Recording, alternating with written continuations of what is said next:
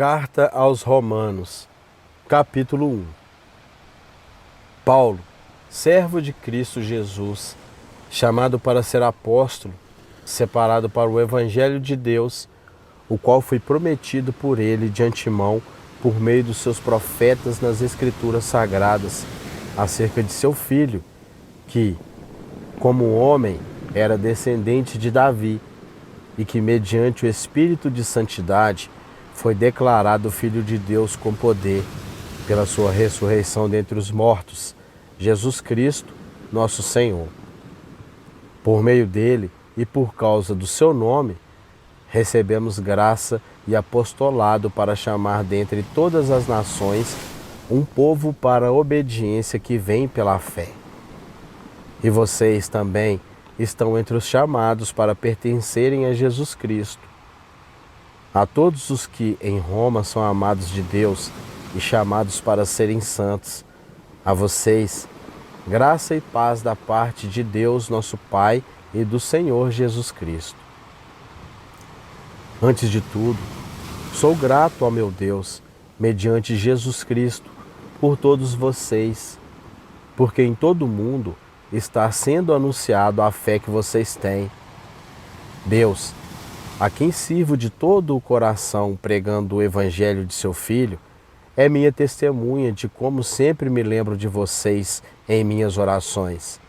E peço que agora, finalmente, pela vontade de Deus, seja-me aberto o caminho para que eu possa visitá-los.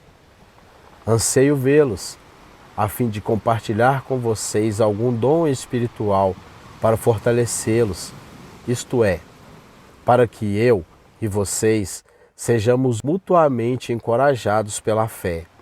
Quero que vocês saibam, irmãos, que muitas vezes planejei visitá-los, mas fui impedido de fazê-lo até agora. Meu propósito é colher algum fruto entre vocês, assim como tenho colhido entre os demais gentios. Sou devedor tanto a gregos como a bárbaros, tanto a sábios como a ignorantes. Por isso estou disposto a pregar o Evangelho também a vocês que estão em Roma. Não me envergonho do Evangelho, porque é o poder de Deus para a salvação de todo aquele que crê, primeiro do judeu, depois do grego. Porque no Evangelho é revelada a justiça de Deus, uma justiça que do princípio ao fim é pela fé, como está escrito, o justo viverá pela fé. A ira de Deus contra a humanidade. Portanto, a ira de Deus é revelada do céu contra toda a impiedade e injustiça dos homens, que suprimem a verdade pela injustiça. Pois o que de Deus se pode conhecer é manifesto entre eles, porque Deus lhes manifestou.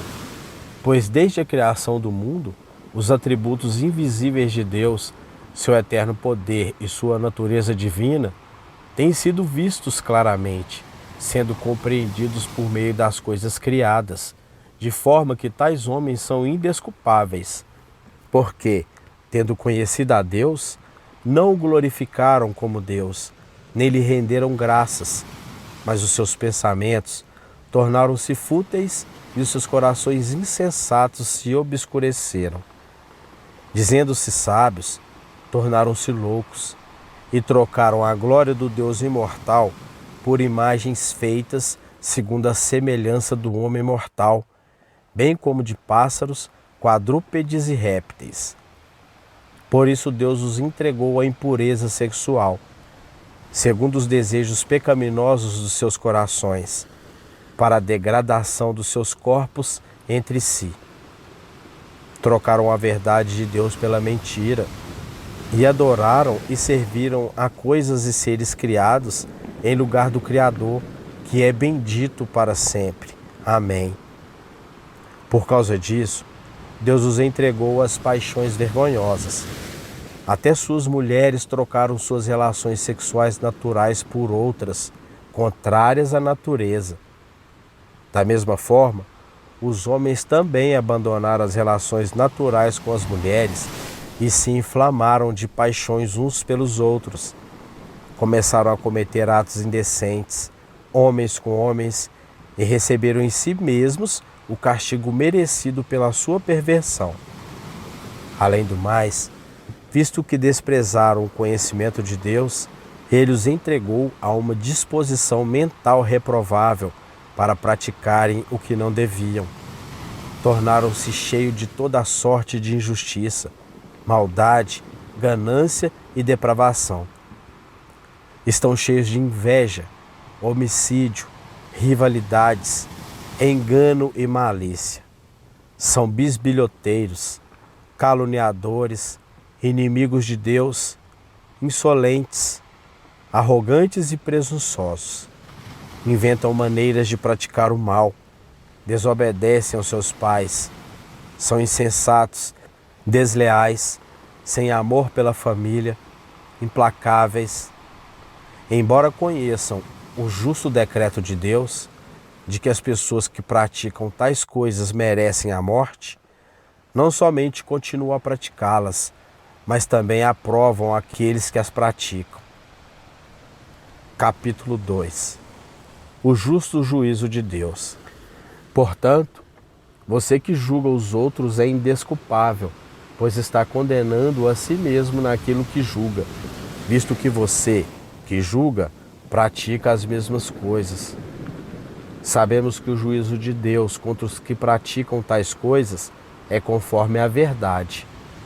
Assim, quando você, um simples homem, os julga, mas pratica as mesmas coisas, pensa que escapará do juízo de Deus?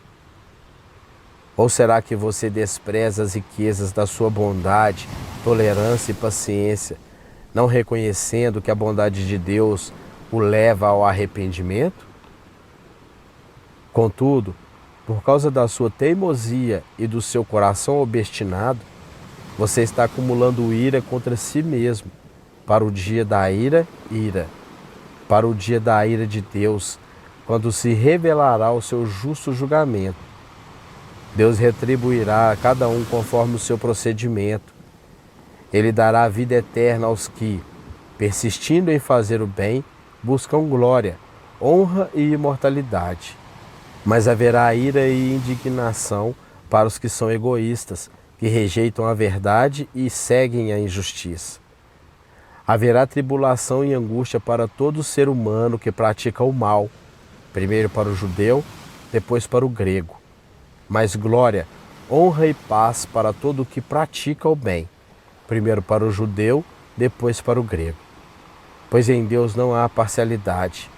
Todo aquele que pecar sem a lei também perecerá. E todo aquele que pecar sob a lei, pela lei será julgado. Porque não são os que ouvem a lei que são os justos aos olhos de Deus, mas os que obedecem à lei, estes serão declarados justos. De fato, quando os gentios, que não têm a lei, praticam naturalmente o que ela ordena, tornam-se lei para si mesmos, embora não possuam a lei, pois mostram que as exigências da lei estão gravadas em seus corações. Disso dão testemunho também a consciência e os pensamentos deles, ora acusando-os, ora defendendo-os. Isso acontecerá no dia em que Deus julgar os segredos dos homens, mediante Jesus Cristo, conforme o declara o meu Evangelho. Os judeus e a lei. Ora, você que leva o nome de judeu, apoia-se na lei e orgulha-se em Deus. Se você conhece a vontade de Deus e aprova o que é superior porque é instruído pela lei, se está convencido de que é guia de cegos, luz para os que estão em trevas, instrutor de insensatos, mestre de crianças, porque tem na lei a expressão do conhecimento e da verdade. Então você que ensina os outros, não ensina a si mesmos? Você que prega contra o furto, furta? Você que diz que não se deve adulterar, adultera? Você que detesta ídolos, rouba-lhes os templos? Você que se orgulha na lei, desonra a Deus, desobedecendo à lei? Como está escrito, o nome de Deus é blasfemado entre os gentios por causa de vocês. A circuncisão tem valor se você obedece à lei, mas se você desobedece à lei, a sua circuncisão já se tornou incircuncisão. Se aqueles que não são circuncidados obedecem aos preceitos da lei, não serão eles considerados circuncidados? Aqueles que não é circuncidado fisicamente, mas obedece à lei, condenará você que, tendo a lei escrita e a circuncisão, é transgressor da lei. Não é judeu quem o é apenas exteriormente, nem é circuncisão a que é meramente exterior e física. Não. Judeu é quem o é interiormente, e circuncisão é a operada no coração, pelo Espírito, e não pela lei escrita. Para estes, o louvor não provém dos homens, mas de Deus. Capítulo 3. Que vantagem há então em ser judeu, ou que utilidade há na circuncisão? Muita, em todos os sentidos, principalmente porque os judeus foram confiadas as palavras de Deus. Que importa se alguns deles forem infiéis? A sua infidelidade anulará a fidelidade de Deus? De maneira nenhuma. Seja Deus verdadeiro e todo homem mentiroso, como está escrito, de modo que são justas as tuas palavras e prevaleces quando julgas.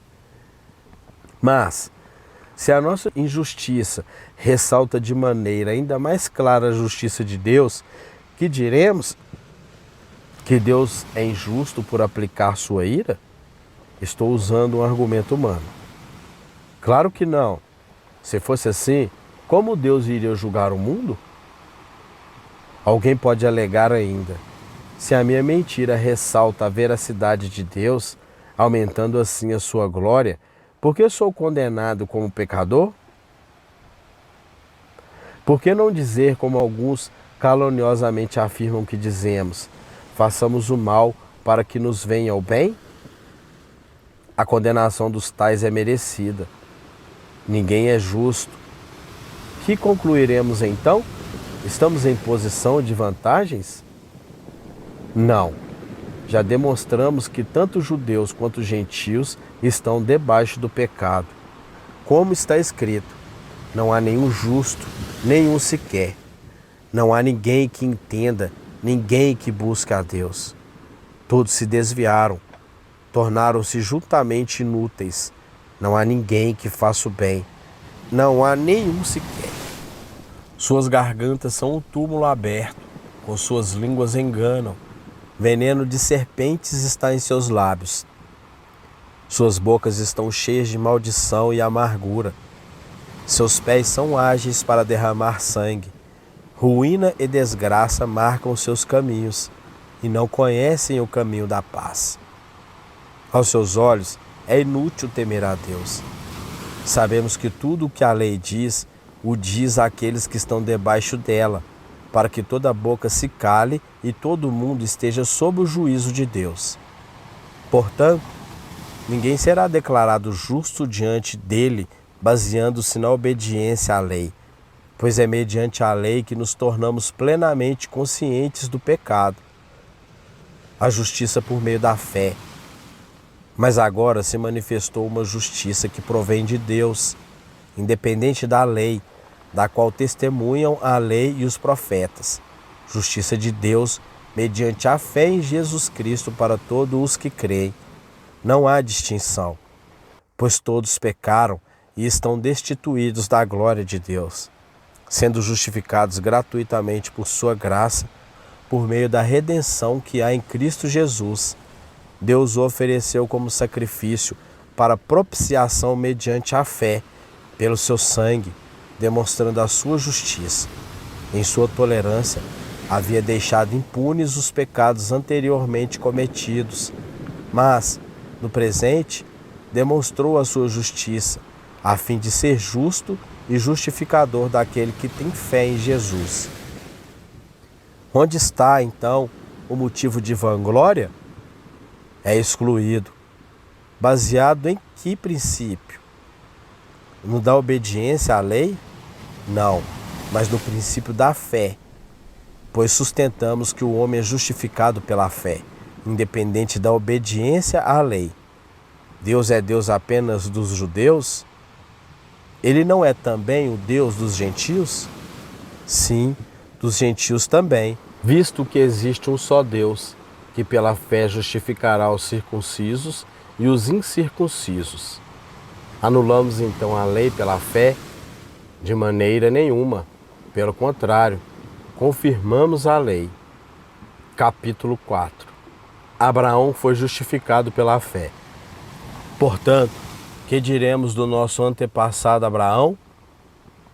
Se de fato Abraão foi justificado pelas obras, ele tem do que se gloriar, mas não diante de Deus. Que diz a Escritura?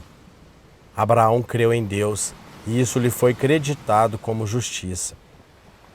Ora, o salário do homem que trabalha não é considerado como favor, mas como dívida. Todavia, aquele que não trabalha, mas confia em Deus que justifica o ímpio, sua fé lhe é creditada como justiça. Davi diz a mesma coisa, quando fala da felicidade do homem a quem Deus credita justiça independente das obras. Como são felizes aqueles que têm suas transgressões perdoadas, cujos pecados são apagados. Como é feliz aquele a quem o Senhor não atribui culpa. Destina-se esta felicidade apenas aos circuncisos ou também aos incircuncisos? Já dissemos que, no caso de Abraão, a fé lhe foi creditada como justiça. Sob quais circunstâncias? Antes ou depois de ter sido circuncidado? Não foi depois, mas antes. Assim ele recebeu a circuncisão como sinal, como selo da justiça que ele tinha pela fé, quando ainda não fora circuncidado. Portanto, ele é o Pai de todos os que creem, sem terem sido circuncidados, a fim de que a justiça fosse creditada também a eles.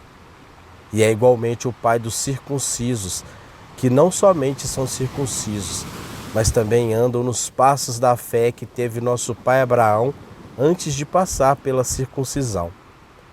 Não foi mediante a lei que Abraão e a sua descendência receberam a promessa de que ele seria o herdeiro do mundo, mas mediante a justiça de que vem da fé. Pois, se os que vivem pela lei são herdeiros, a fé não tem valor e a promessa é inútil, porque a lei produz a ira, e onde não há lei, não há transgressão.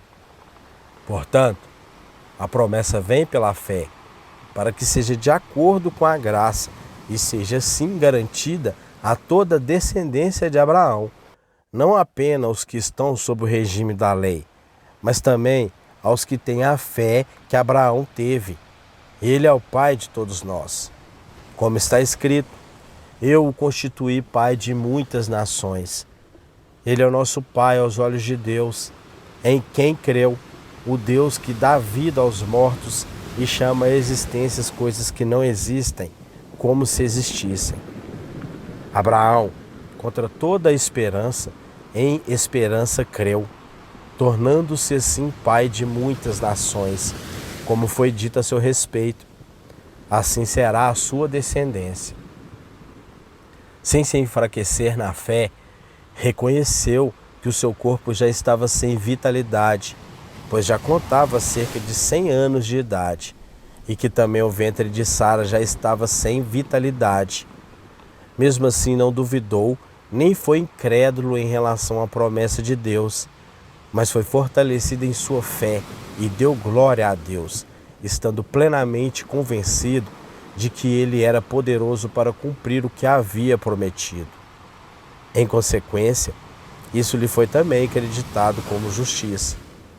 As palavras "lhe foi creditado" não foram escritas apenas para ele, mas também para nós, a quem Deus creditará justiça, para nós, que cremos naquele que ressuscitou dos mortos a Jesus, nosso Senhor. Ele foi entregue à morte por nossos pecados e ressuscitado para a nossa justificação. Capítulo 5. Paz e alegria.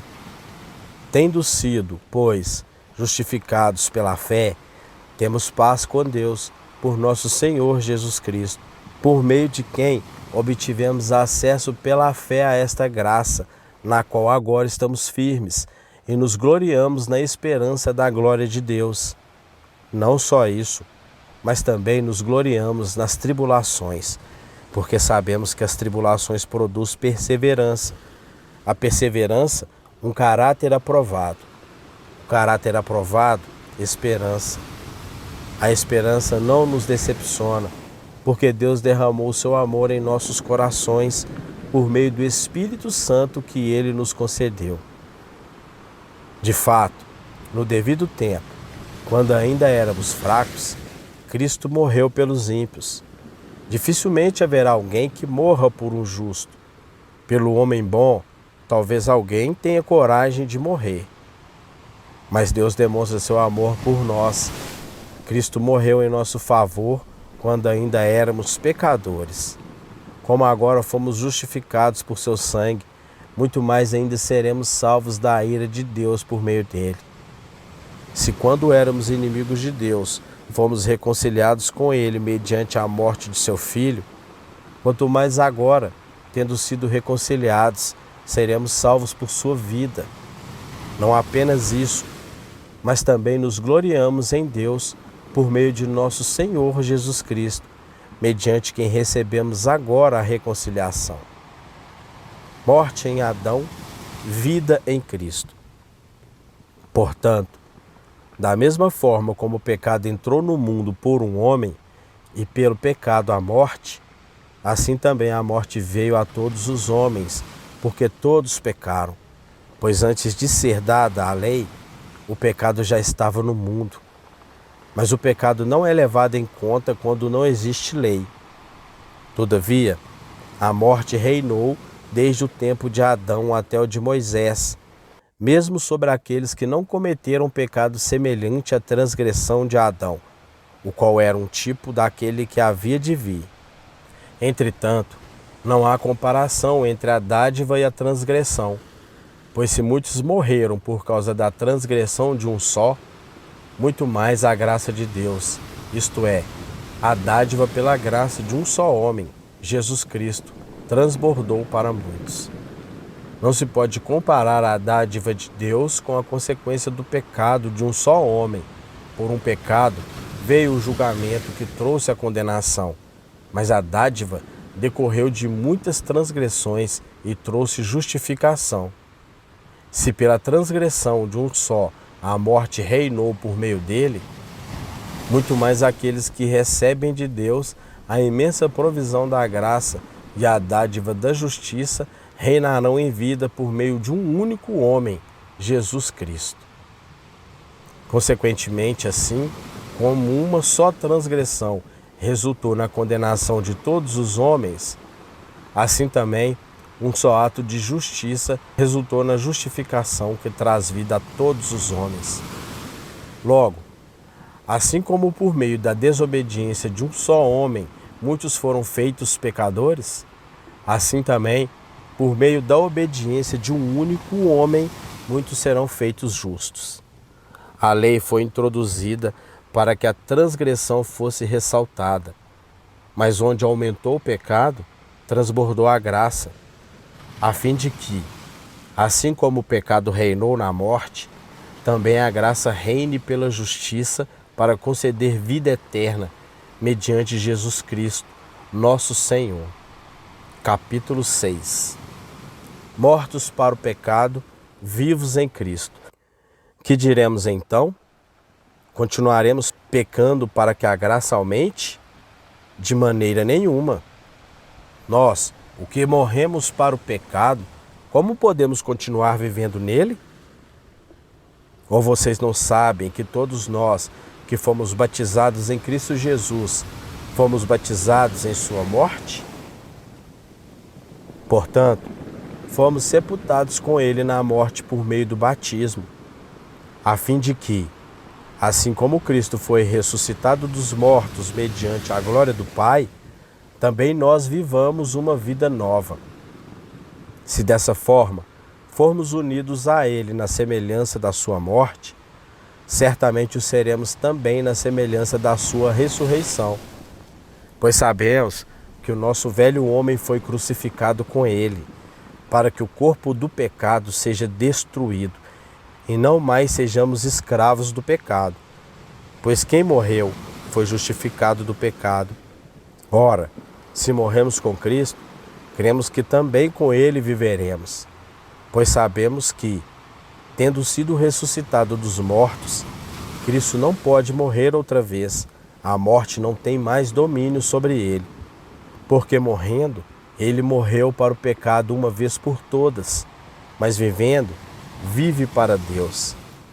Da mesma forma, considerem-se mortos para o pecado, mas vivos para Deus em Cristo Jesus. Portanto, não permitam que o pecado continue dominando os seus corpos mortais, fazendo que vocês obedeçam aos seus desejos.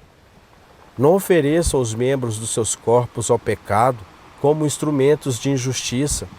Antes, ofereçam-se a Deus como quem voltou da morte para a vida, e ofereçam os membros dos seus corpos a Ele como instrumentos de justiça, pois o pecado não os dominará, porque vocês não estão debaixo da lei, mas debaixo da graça, escravos da justiça.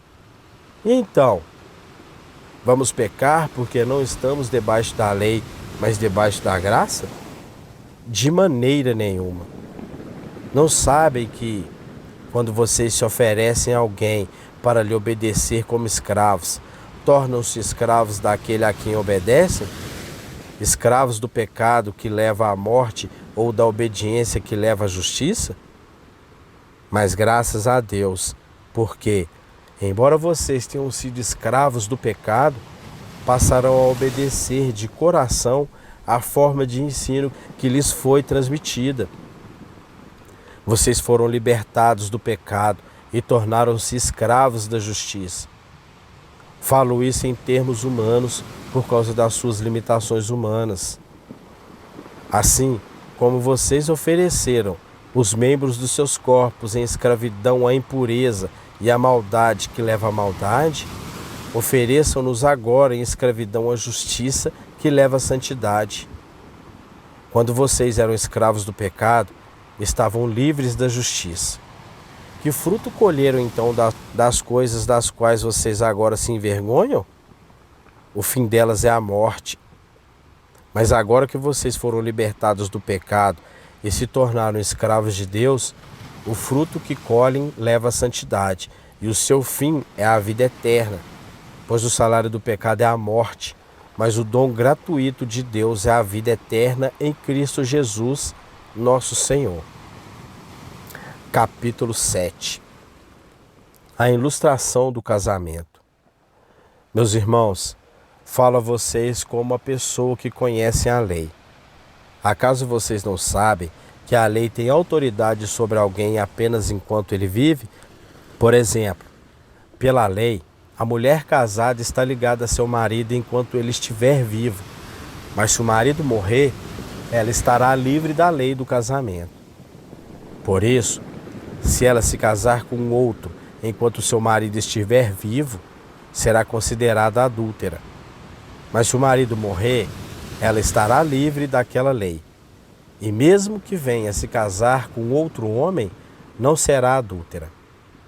Assim, meus irmãos, vocês também morreram para a lei, por meio do corpo de Cristo, para pertencerem a outro, àquele que ressuscitou dos mortos, a fim de que venham a dar fruto para Deus.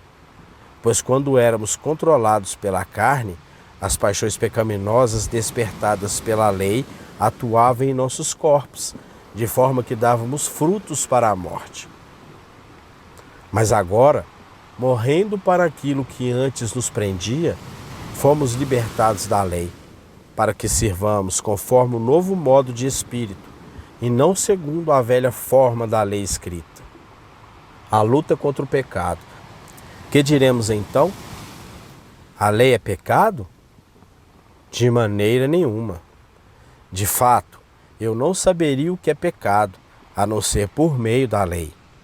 Pois, na realidade, eu não saberia o que é cobiça, se a lei não dissesse, não cobiçarás. Mas o pecado, aproveitando a oportunidade dada pelo mandamento, produziu em mim todo tipo de desejo cobiçoso. Pois, sem a lei, o pecado está morto. Antes, eu vivia sem a lei. Mas quando o mandamento veio, o pecado reviveu e eu morri.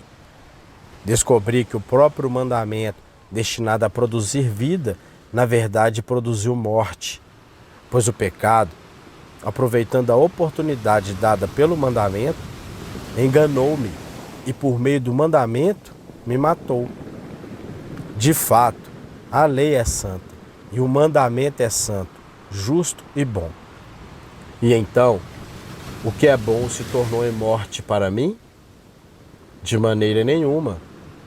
Mas, para que o pecado se mostrasse como pecado, ele produziu morte em mim por meio do que era bom, de modo que por meio do mandamento ele se mostrasse extremamente pecaminoso. Sabemos que a lei é espiritual.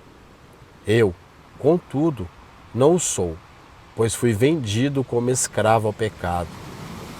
Não entendo o que faço, pois não faço o que desejo, mas o que odeio. E se faço o que não desejo, admito que a lei é boa. Neste caso, não sou mais eu quem o faz, mas o pecado que habita em mim. Sei que nada de bom habita em mim, isto é, em minha carne, porque tenho o desejo de fazer o que é bom, mas não consigo realizá-lo. Pois o que faço não é o bem que desejo, mas o mal que não quero fazer. Esse eu continuo fazendo.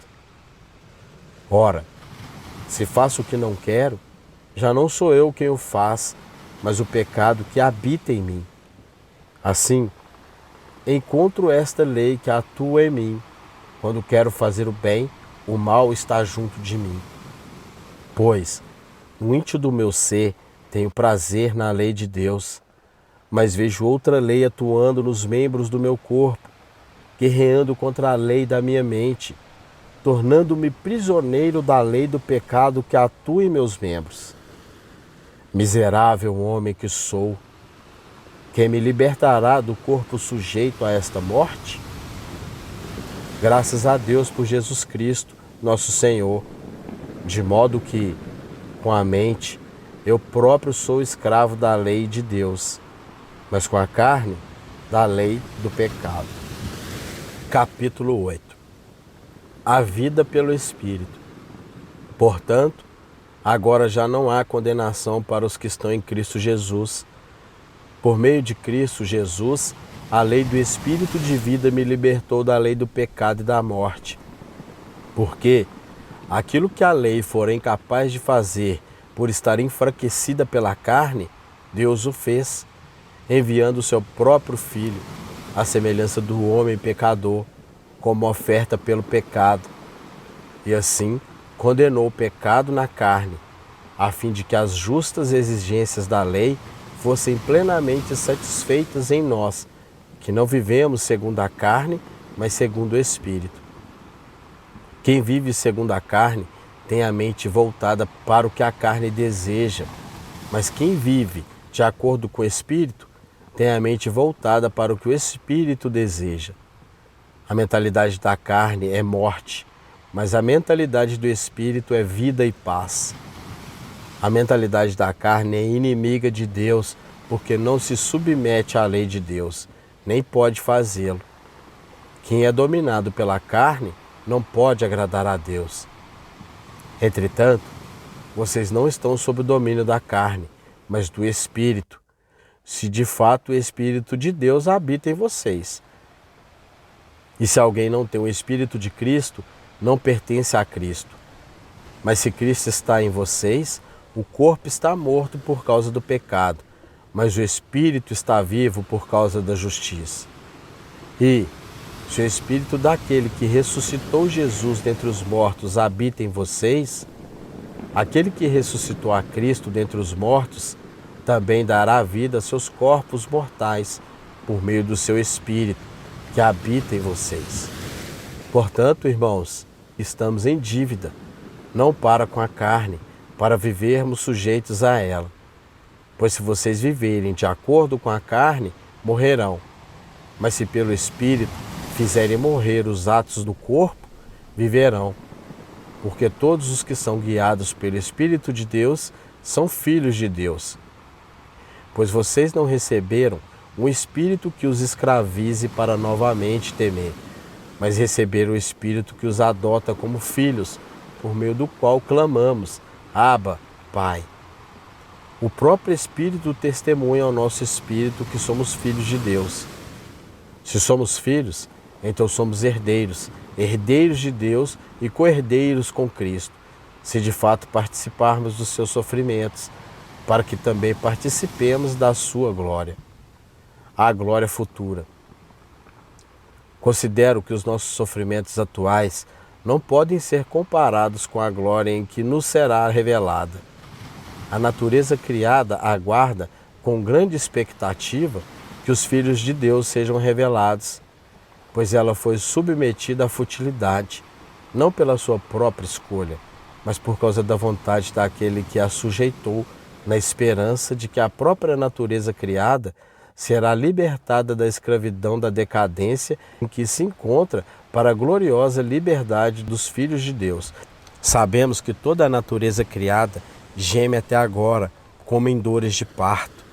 E não só isso, mas nós mesmos, que temos os primeiros frutos do Espírito, gememos interiormente, esperando ansiosamente nossa adoção como filhos, a redenção do nosso corpo. Pois nessa esperança fomos salvos, mas esperança que se vê não é esperança. Quem espera por aquilo que está vendo? Mas se esperarmos o que ainda não vemos, aguardamo-lo pacientemente.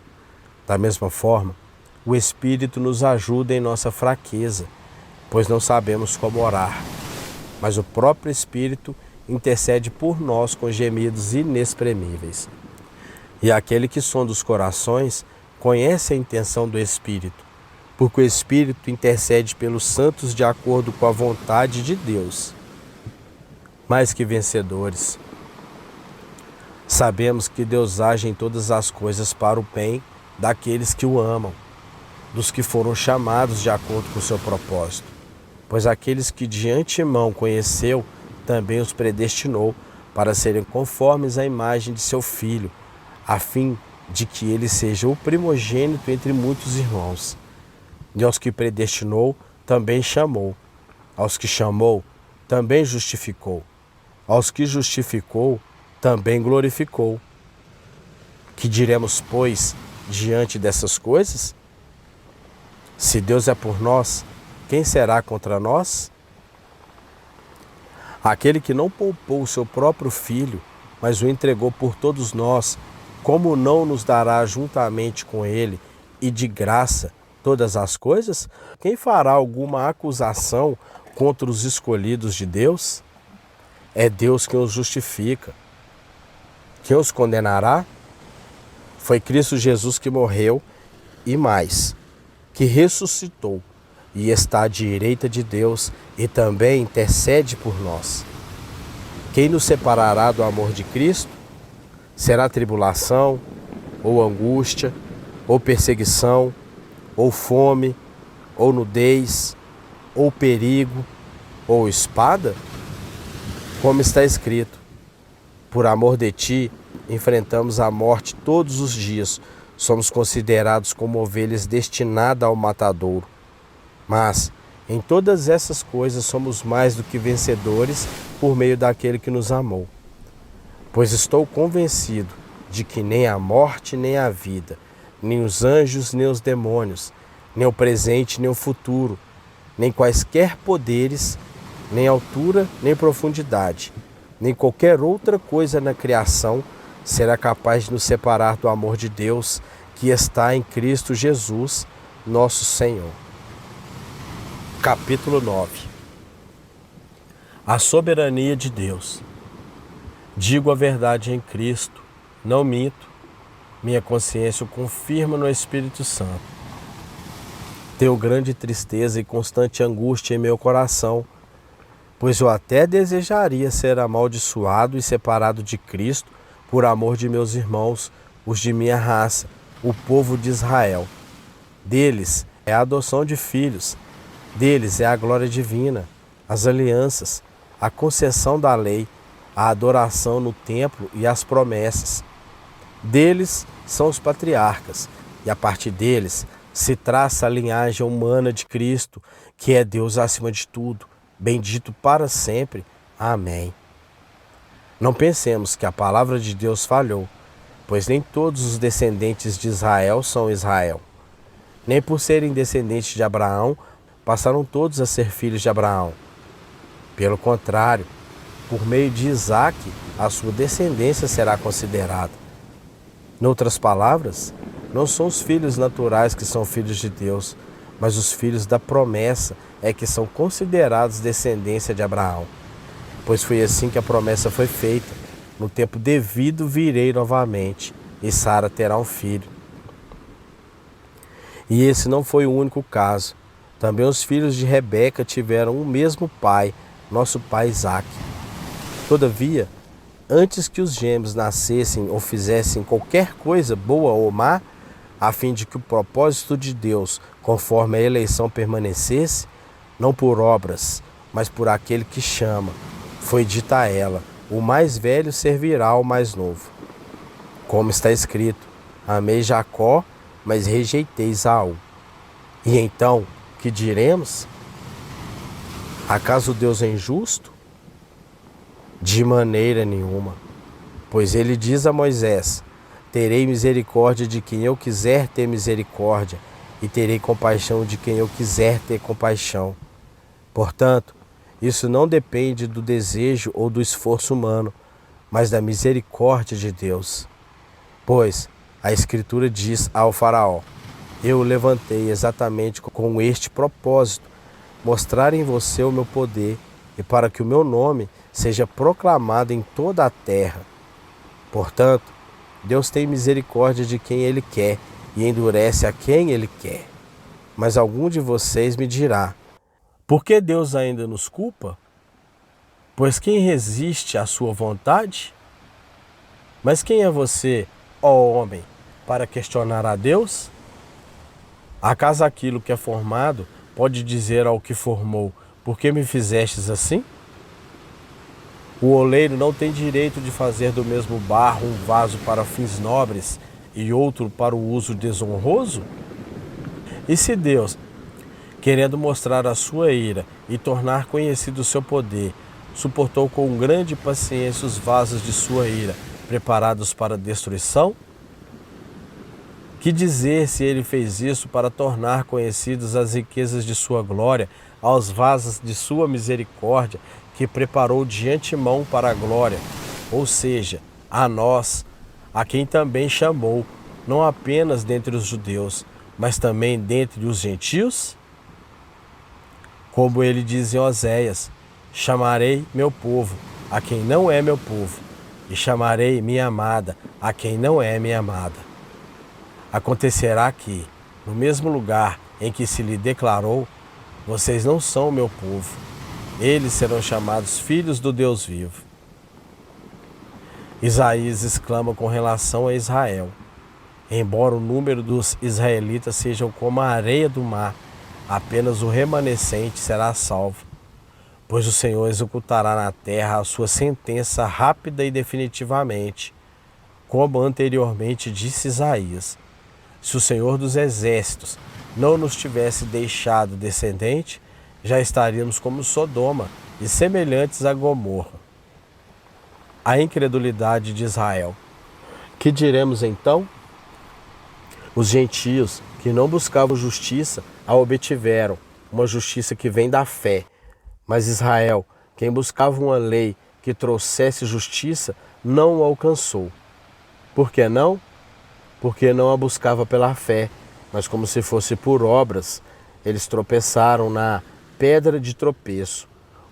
Como está escrito: eis que põe em Sião uma pedra de tropeço e uma rocha que faz cair, e aquele que nela confia jamais será envergonhado.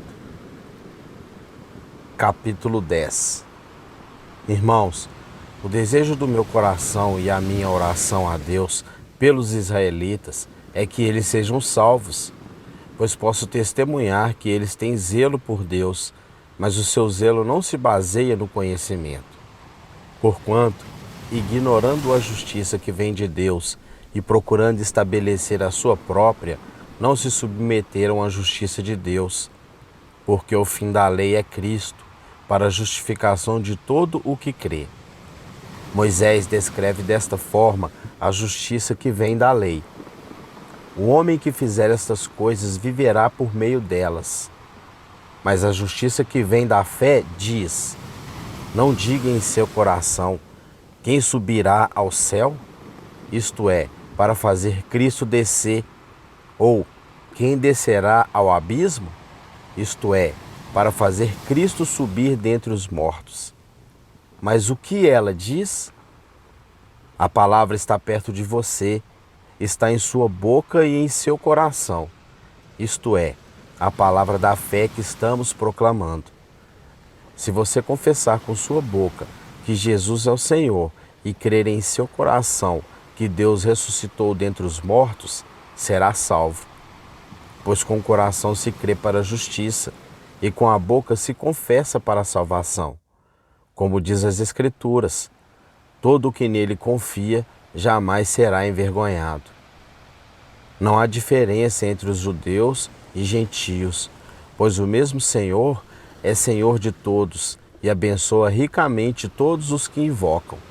Porque todo aquele que invocar o nome do Senhor será salvo. Como, pois, invocarão aquele em quem não creram? E como crerão naquele de quem não ouviram falar? E como ouvirão se não houver quem pregue? E como pregarão se não forem enviados? Como está escrito, como são belos os pés dos que anunciam boas novas. No entanto, nem todos os israelitas aceitaram as boas novas, pois Isaías diz: Senhor, quem creu em nossa mensagem? Consequentemente, a fé vem por ouvir a mensagem, e a mensagem é ouvida mediante a palavra de Cristo. Mas eu pergunto, eles não a ouviram? Claro que sim. A sua voz ressoou por toda a terra, e as suas palavras até os confins do mundo. Novamente pergunto, será que Israel não entendeu? Moisés foi o primeiro que disse: farei que tenham ciúmes de quem não é meu povo. Eu os provocarei à ira por meio de um povo sem entendimento. E Isaías diz ousadamente: fui achado por aqueles que não me procuravam. Revelei-me àqueles que não perguntavam por mim. Mas a respeito de Israel, ele diz: o tempo todo estendi as mãos a um povo desobediente e rebelde. Capítulo 11. O remanescente de Israel. Pergunto, pois, acaso Deus rejeitou seu povo? De maneira nenhuma. Eu mesmo sou israelita, descendente de Abraão, da tribo de Benjamim. Deus não rejeitou o seu povo, o qual de antemão conheceu. Ou vocês não sabem como Elias clamou a Deus contra Israel, conforme diz a Escritura? Senhor, mataram os teus profetas e derrubaram os teus altares. Sou o único que sobrou e agora estão me procurando matar-me. E qual foi a resposta divina? Reservei para mim 7.000 homens que não dobraram os joelhos diante de Baal. Assim, hoje também há um remanescente escolhido pela graça. E se é pela graça, já não é mais pelas obras. Se fosse a graça, já não seria graça. Que dizer então? Israel não conseguiu aquilo que tanto buscava, mas os eleitos o obtiveram. Os demais foram endurecidos. Como está escrito, Deus lhes deu um espírito de atordoamento, olhos para não ver e ouvidos para não ouvir, até o dia de hoje. E Davi diz que a mesa deles se transforme em laço e armadilha, pedra de tropeço e retribuição para eles. Escureceram-se os seus olhos para que não conseguissem ver, e suas costas fiquem encurvadas para sempre. Os ramos enxertados. Novamente pergunto: acaso tropeçaram para que ficassem caídos? De maneira nenhuma. Ao contrário, por causa da transgressão deles, veio salvação para os gentios, para provocar ciúme em Israel. Mas se a transgressão deles significa riqueza para o mundo, e o seu fracasso riqueza para os gentios, quanto mais significará a sua plenitude. Estou falando a vocês, gentios. Visto que sou apóstolo para os gentios, exalto o meu ministério, na esperança de que de alguma forma possa provocar ciúme em meu próprio povo e salvar alguns deles. Pois se a rejeição deles é reconciliação do mundo, o que será a sua aceitação se não vida dentre os mortos? Se é santa a parte da massa, que é oferecido como primeiros frutos, toda a massa também o é. Se a raiz é santa, os ramos também serão. Se alguns ramos forem cortados, e você, sendo oliveira brava, foi enxertada entre os outros, e agora participa da seiva que vem da raiz da oliveira. Não se glorie contra esses ramos. Se o fizer, saiba que não é você quem sustenta a raiz, mas a raiz a você. Então você dirá: os ramos foram cortados para que eu fosse enxertado.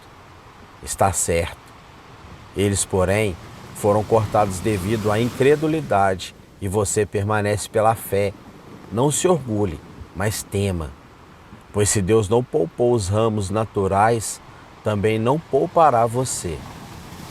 Portanto, considere a bondade e a severidade de Deus. Severidade para com aqueles que caíram, mas bondade para com você, desde que permaneça na bondade dele. De outra forma, você também será cortado. E quanto a eles, se não continuarem na incredulidade, serão enxertados, pois Deus é capaz de enxertá-los outra vez. Afinal de contas, se você foi cortado de uma oliveira brava por natureza e de maneira antinatural, foi enxertado numa oliveira cultivada, quanto mais serão enxertados os ramos naturais em sua própria oliveira? Todo Israel será salvo. Irmãos, não quero que ignorem este mistério, para que não se tornem presunçosos.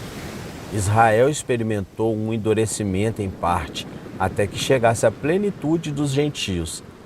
E assim todo Israel será salvo, como está escrito: virá de Sião o Redentor que desviará de Jacó a impiedade. E esta é a minha aliança com eles quando eu remover os seus pecados. Quanto ao Evangelho, eles são inimigos por causa de vocês. Mas quanto à eleição, são amados por causa dos patriarcas, pois os dons e o chamado de Deus são irrevogáveis. Assim como vocês, que antes eram desobedientes a Deus, mas agora receberam misericórdia, graça à obediência deles, assim também agora eles se tornaram desobedientes, a fim de que também recebem agora misericórdia, graças à misericórdia de Deus para com vocês. Pois Deus colocou todos sob a desobediência, para exercer misericórdia para com todos. Hino de louvor a Deus. Ó profundidade da riqueza, da sabedoria e do conhecimento de Deus! Quão insondáveis são os seus juízos e inescrutáveis os seus caminhos. Quem conheceu a mente do Senhor? Ou quem foi seu conselheiro? Quem primeiro lhe deu para que ele o recompense? Pois dele, por ele e para ele são todas as coisas. A ele seja a glória para sempre. Amém. Sacrifícios vivos. Portanto, irmãos, rogo-lhes pela misericórdia de Deus que se ofereçam em sacrifício vivo, santo e agradável a Deus. Este é o culto racional de vocês. Não se amoldem ao padrão deste mundo, mas transformem-se pela renovação da sua mente, para que sejam capazes de experimentar e comprovar a boa, agradável e perfeita vontade de Deus. Pois pela graça que me foi dado, digo a todos vocês, ninguém tenha de si mesmo um conceito mais elevado do que deve ter, mas, pelo contrário, tenha um conceito equilibrado, de acordo com a medida da fé que Deus lhe concedeu. Assim, como cada um de nós tem um corpo com muitos membros, e esses membros não exercem todas as mesmas funções, assim também em Cristo nós, que somos muitos, formamos um corpo, e cada membro está ligado a todos os outros. Temos diferentes dons, de acordo com a graça que nos foi dada. Se alguém tem o dom de profetizar, use-o na proporção da sua fé. Se o seu dom é servir, sirva. Se é ensinar, ensine. Se é dar ânimo, que assim faça. Se é contribuir, que contribua generosamente. Se é exercer liderança, que exerça com zelo. Se é mostrar a misericórdia, que o faça com alegria. O amor deve ser sincero. Odeiem o que é mal, apeguem-se ao que é bom. Dediquem-se uns aos outros com amor fraternal. Prefiram dar honra aos outros mais do que a si próprios. Nunca lhes falte o zelo. Sejam fervorosos no espírito, sirvam ao Senhor. Alegrem-se na esperança, sejam pacientes na tribulação, perseverem na oração. Compartilhem o que vocês têm com os santos em suas necessidades. Pratiquem a hospitalidade.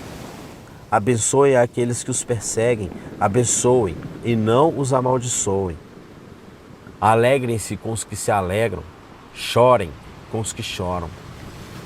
Tenham a mesma atitude uns para com os outros. Não sejam orgulhosos, mas estejam dispostos a associar-se às pessoas de posição inferior. Não sejam sábios aos seus próprios olhos.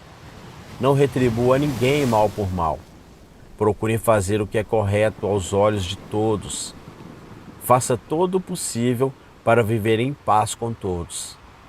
Amados, nunca procurem vingar-se, mas deixem com Deus a ira, pois está escrito: minha é a vingança, eu retribuirei, diz o Senhor. Pelo contrário, se o seu inimigo tiver fome, dê-lhe de comer. Se tiver sede, dê-lhe de beber. Fazendo isso, você amontoará brasas vivas sobre a cabeça dele. Não se deixem vencer pelo mal, mas vençam o mal com o bem. Capítulo 13.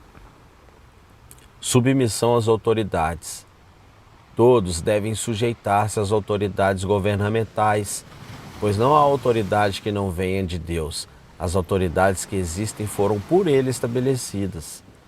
Portanto, aquele que se rebela contra a autoridade está se colocando contra o que Deus instituiu, e aquele que assim procedem trazem condenação sobre si mesmos.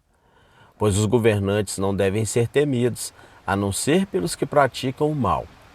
Você quer viver livre do medo da autoridade? Pratique o bem, e ela o enaltecerá, pois é serva de Deus para o seu bem. Mas se você praticar o mal, tenha medo, pois ela não porta a espada sem motivo. É serva de Deus, agente da justiça para punir quem pratica o mal. Portanto, é necessário que sejam submissos às autoridades, não apenas por causa da possibilidade de uma punição, mas também por questão de consciência. É por isso também que vocês pagam impostos, pois as autoridades estão a serviço de Deus, sempre dedicadas a esse trabalho. Deem a cada um que lhe é devido, se imposto, imposto, se tributo, tributo, se temor, temor, se honra, honra, o amor ao próximo e o fim dos tempos. Não devam nada a ninguém, a não ser o amor de uns pelos outros, pois aquele que ama o seu próximo tem cumprido a lei. Pois estes mandamentos: não adulterarás, não matarás, não furtarás, não cobiçarás e qualquer outro mandamento, todos se resumem neste preceito: ame o seu próximo como a si mesmo. O amor não pratica o mal contra o próximo. Portanto, o amor é cumprimento da lei. Façam isso, compreendendo o tempo em que vivemos. Chegou a hora de vocês despertarem do sono, porque agora a nossa salvação está mais próxima do que quando cremos. A noite está quase acabando, o dia logo vem. Portanto, deixemos de lado as obras das trevas e vistamo-nos da armadura da luz. Comportemo-nos com decência como quem age à luz do dia, não em orgias e bebedeiras, não em imoralidade sexual e depravação, não em desavença e inveja. Pelo contrário, revistam-se do Senhor Jesus Cristo e não fiquem premeditando como satisfazer os desejos da carne. Capítulo 14. Os fracos e os fortes. Aceitem o que é fraco na fé, sem discutir assuntos controvertidos. Um crê que pode comer de tudo, já outro, cuja fé é fraca, come apenas alimentos vegetais. Aquele que come de tudo não deve desprezar o que não come, e aquele que não come de tudo não deve condenar aquele que come, pois Deus o aceitou. Quem é você para julgar o servo alheio? É para o seu Senhor que ele está de pé ou cai, e ficará de pé, pois o Senhor é capaz de o sustentar. Há quem considere um dia mais sagrado que o outro, há quem considere iguais todos os dias. Cada um deve estar plenamente convicto em sua própria mente. Aquele que considera um dia como especial, para o Senhor assim o faz. Aquele que come carne, come para o Senhor, pois dá graças a Deus. E aquele que se abstém, para o Senhor se abstém e dá graças a Deus. Pois nenhum de nós vive apenas para si, e nenhum de nós morre apenas para si. Se vivemos, vivemos para o Senhor, e se morremos, morremos para o Senhor. Assim, quer vivamos, quer morramos, pertencemos ao Senhor. Por esta razão, Cristo morreu e voltou a viver, para ser Senhor de vivos e de mortos. Portanto, você, por que julga seu irmão? E por que despreza seu irmão? Pois todos comparecemos diante do tribunal de Deus. Porque está escrito: por mim mesmo jurei, diz o Senhor, diante de mim todo joelho se dobrará e toda língua confessará que sou Deus. Assim cada um de nós prestará contas de si mesmo a Deus. Portanto, deixemos de julgar uns aos outros. Em vez disso, façamos o propósito de não colocar pedra de tropeço ou obstáculo no caminho do irmão. Como alguém está no Senhor Jesus, tenho plena convicção de que nenhum alimento é por si mesmo impuro, a não ser para quem assim o considere. Para ele é impuro. Se seu irmão se entristece devido ao que você come, você já não está agindo por amor. Por causa da sua comida, não destrua seu irmão, por quem Cristo morreu.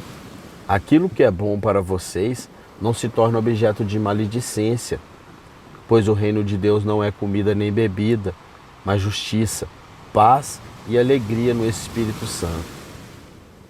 Aquele que assim serve a Cristo é agradável a Deus e aprovado pelos homens.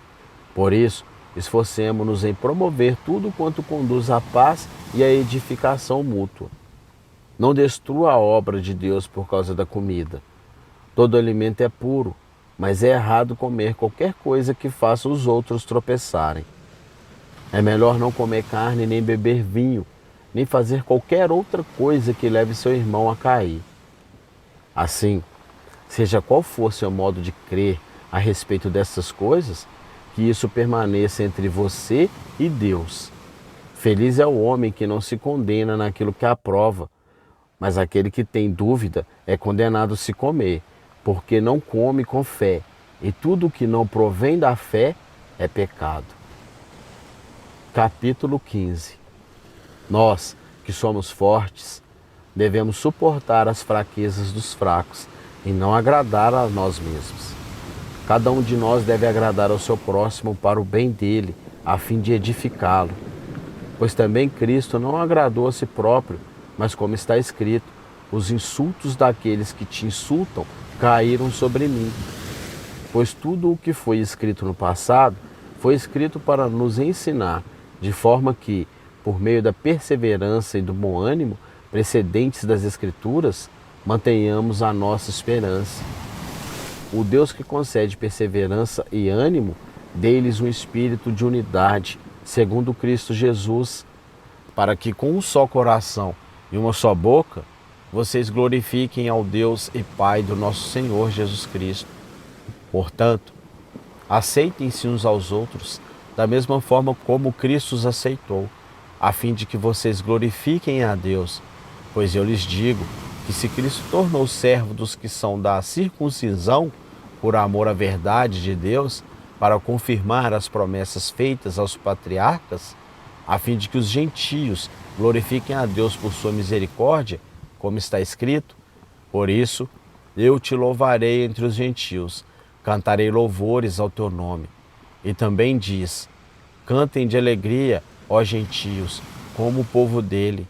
E mais, louvem o Senhor, todos vocês, gentios, cantem louvores a ele todos os povos. E Isaías também diz, brotará a raiz de Jessé, aquele que se levantará para reinar sobre os gentios. Estes colocarão nele a sua esperança. Que o Deus da esperança os encha de toda alegria e paz por sua confiança nele, para que vocês transbordem de esperança pelo poder do Espírito Santo. Paulo, ministro dos gentios. Meus irmãos, eu mesmo estou convencido de que vocês estão cheios de bondade e plenamente instruídos, sendo capazes de aconselhar-se uns aos outros. A respeito de alguns assuntos, eu lhes escrevi com toda a franqueza, como para fazê-los lembrar-se novamente deles, por causa da graça que Deus me deu, de ser um ministro de Cristo Jesus para os gentios, com dever sacerdotal de proclamar o Evangelho de Deus, para que os gentios se tornem uma oferta aceitável a Deus, santificados pelo Espírito Santo. Portanto, eu me glorio em Cristo Jesus, em meu serviço a Deus. Não me atrevo a falar de nada, exceto daquilo que Cristo realizou por meu intermédio em palavra e em ação, a fim de levar os gentios a obedecerem a Deus. Pelo poder de sinais e maravilhas e por meio do poder do Espírito de Deus. Assim, desde Jerusalém e arredores até o Ilírico, proclamei plenamente o Evangelho de Cristo. Sempre fiz questão de pregar o Evangelho onde Cristo ainda não era conhecido, de forma que não estivesse edificando sobre alicerce de outro. Mas antes, como está escrito, hão de vê-lo aqueles que não tinham ouvido falar dele, e o entenderão aqueles que não o haviam escutado. É por isso que muitas vezes fui impedido de chegar até vocês. Mas agora, não havendo nestas regiões nenhum lugar em que precise trabalhar, e visto que há muitos anos anseio vê-los, planejo fazê-lo quando for à Espanha. Espero visitá-los de passagem e dar-lhes a oportunidade de me ajudar em minha viagem para lá, depois de ter desfrutado um pouco da companhia de vocês. Agora, porém, estou de partida para Jerusalém, a serviço dos santos, pois a Macedônia e a Acaia tiveram a alegria de contribuir para os pobres dentre os santos de Jerusalém. Eles tiveram prazer nisso, e de fato são devedores a eles, pois se os gentios participaram das bênçãos espirituais dos judeus, devem também servir aos judeus com seus bens materiais. Assim, depois de completar essa tarefa e de ter a certeza de que eles receberam esse fruto, irei à Espanha e visitarei vocês de passagem. Sei que quando for visitá-los, irei na plenitude da bênção de Cristo. Recomendo-lhes, irmãos, por nosso Senhor Jesus Cristo e pelo amor do Espírito, que que se unam a mim em minha luta, orando a Deus em meu favor. Orem para que eu esteja livre dos descrentes da Judéia e que o meu serviço em Jerusalém seja aceitável aos santos, de forma que, pela vontade de Deus, eu os visite com alegria e, juntamente com vocês, desfrute de um período de refrigério. O Deus da paz seja com todos vocês. Amém. Capítulo 16. Saudações pessoais. Recomendo-lhes nossa irmã Febe, serva da igreja em Secreia. Peço que a recebam no Senhor, de maneira digna dos santos, e lhes prestem a ajuda de que venha a necessitar, pois tem sido de grande auxílio para muita gente, inclusive para mim. Saúdem Priscila e Áquila, meus colaboradores em Cristo Jesus. Arriscaram a sua vida por mim. Sou grato a eles, não apenas eu, mas todas as igrejas dos gentios. Saúdem também a igreja que se reúne na casa deles. Saúdem meu amado irmão Epéteno, que foi o primeiro convertido a Cristo na província da Ásia. Saúdem Maria, que trabalhou arduamente por vocês. Saúdem Andrônico e Júnias, meus parentes, que estiveram na prisão comigo. São notáveis entre os apóstolos e estavam em Cristo antes de mim. Saúdem Ampliato, meu amado irmão no Senhor. Saúdem Urbano, nosso cooperador em Cristo, e meu amado irmão Estaques. Saúdem Apeles, aprovado em Cristo. Saúdem os que pertencem à casa de Aristóbulo. Saúdem Herodião, meu parente. Saúdem os da casa de Narciso, que estão no Senhor. Saúdem Trifena e Trifosa, mulheres que trabalham arduamente no Senhor. Saúdem a amada Pérside, outra que trabalhou arduamente no Senhor. Saúdem Rufo, eleito no Senhor, e sua mãe, que tem sido mãe também para mim. Saúdem Ansícrito, Flogêntio, Flegonte, Hermes, Pátrobas, Hermas e os irmãos que estão com eles. Saúdem Fílogo, Júlia, Nereu e sua irmã, e também Olimpas e todos os santos que estão com eles. Saúdem uns aos outros com beijo santo. Todas as igrejas de Cristo enviem-lhes saudações. Recomendo-lhes, irmãos, que tomem cuidado com aqueles que causam divisões e colocam obstáculos ao ensino que vocês têm recebido. Afastem-se deles, pois essas pessoas não estão servindo a Cristo, nosso Senhor, mas a seus próprios apetites. Mediante palavras suaves e bajulação, enganam os corações dos ingênuos. Todos têm ouvido falar da obediência de vocês, por isso estou muito alegre, mas quero que sejam sábios em relação ao que é bom e sem malícia em relação ao que é mal. Em breve, o Deus da paz esmagará Satanás debaixo dos pés de vocês. A graça do nosso Senhor Jesus Cristo seja com vocês. Timóteo, meu cooperador, envia-lhe saudações, bem como Lúcio, Jasson, Sosípatro, meus parentes. Eu, Tércio, que redigi essa carta, saúdo vocês no Senhor. Gaio, cuja hospitalidade eu e toda a igreja desfrutamos, envia-lhe saudações. Erasto, administrador da cidade, e nosso irmão Quarto, enviam-lhes saudações. Que a graça de nosso Senhor Jesus Cristo seja com todos vocês. Amém.